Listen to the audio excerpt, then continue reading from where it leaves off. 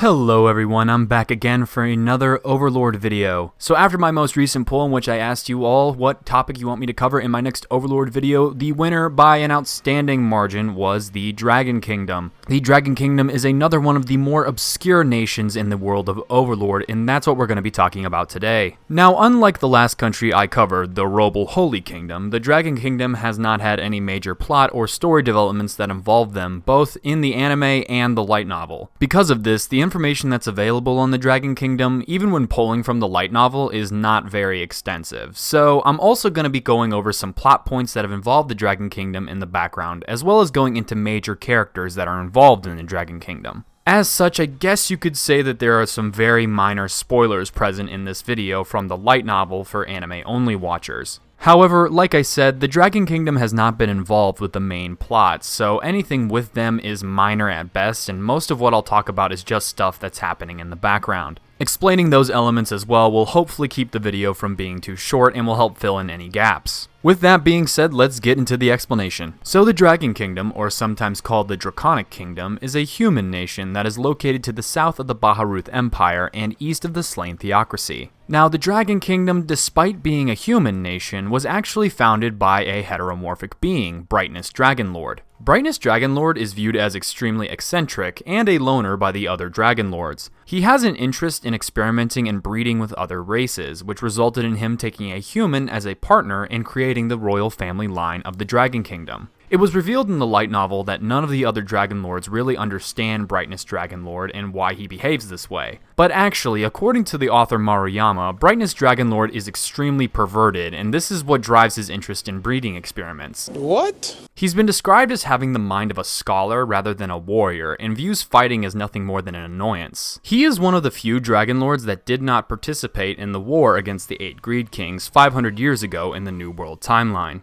Being a true Dragonlord, he is capable of using wild magic, and therefore his descendants in the Dragon Kingdom can use it as well, although not as efficiently. Now, the current ruler of the Dragon Kingdom is Draudion Auriculus. I'm sorry, I'm probably butchering that name. Who is the great-granddaughter of Brightness Dragonlord. She is mentioned in Season 3 of the anime by Fluter Paradigm when discussing potential marriage candidates for Jerkneve. As stated by Jerkneve, Draudion masks her true appearance with magic. She currently takes the form of a young girl, despite her true form being that of a fully grown woman. She does this as a political tool, as she believes the form impresses on people favorably regardless of their age or gender. Additionally, the leader of Crystal Tier, which is the only Adamantite ranked adventurer team in the Dragon Kingdom, prefers this form, and so she maintains it in order to keep his allegiance. I'm just a little baby girl. 0? I'm 1,000. Nope. It's time to stop. Much to the annoyance of the Dragon Queen. Now, as a descendant of a true Dragonlord, the Dragon Queen is capable of using wild magic. Brightness Dragonlord played a scholarly role in her upbringing, teaching her about wild magic as well as about other Dragonlords, such as Platinum Dragonlord. The Slain Theocracy defines a true Dragonlord as a user of wild magic, so she is also classified as a member of the Dragonlord species. However, being only 1/8 dragon, she is unable to control her wild magic very well, and using it also has much higher costs than that of pure-blooded Dragonlords. Additionally, her physical abilities are the same as any other ordinary human. Because of this, the Dragon Queen is known as both a true and false Dragonlord. Currently, Draudion is the only known Dragonlord and user of wild magic that is part human and does not have pure dragon blood. Now, the Dragon Kingdom appears to function as an absolute monarchy, with a majority if not all political authority being in the hands of the monarch. Monarchs of the Dragon Kingdom are also exclusively those of the bloodline of Brightness Dragonlord. The monarch also appoints and is accompanied by an advisor who seems to function as a representative of the common people of the kingdom. However, the advisor themselves does not hold any political power, as the ultimate decision-making authority rests solely in the hands of the monarch. Now, despite having a very illustrious history, currently the Dragon Kingdom is in dire straits and has been struggling for some time. This is due to being bordered by the Beastman country, which is a demi-human nation made up of several demi-human tribes. For many years, the Beastman country has harassed the Dragon Kingdom by raiding neighboring cities and capturing their citizens as a food source. However, in recent years, the situation has escalated, with the Beastman country fully mobilizing its forces and invading the Dragon Kingdom with the intent to conquer it, along with other human nations. After conquering it, they intend to turn the surviving population of the Dragon Kingdom into livestock. To face this enemy, the humans of the Dragon Kingdom banded together to resist them. This has also included the Dragon Queen enlisting the local adventurers to assist in the defense of the kingdom. However, due to the inherent difference in strength between humans and beastmen, as well as the constant attacks, the Dragon Kingdom's military has been severely depleted. Currently, they have had to rely heavily on foreign military aid from the slain Theocracy and Baharuth Empire by paying tribute to these countries. In particular, the slain Theocracy usually sends the Sunlight Scripture to assist. However, since they were wiped out by Ainz in Season 1, they have been unable to offer as much support in the most recent attacks. The constant expenditure on maintaining the military has also resulted in the Dragon Kingdom being in a dire financial crisis. Where is the money? I gave it to the Theocracy.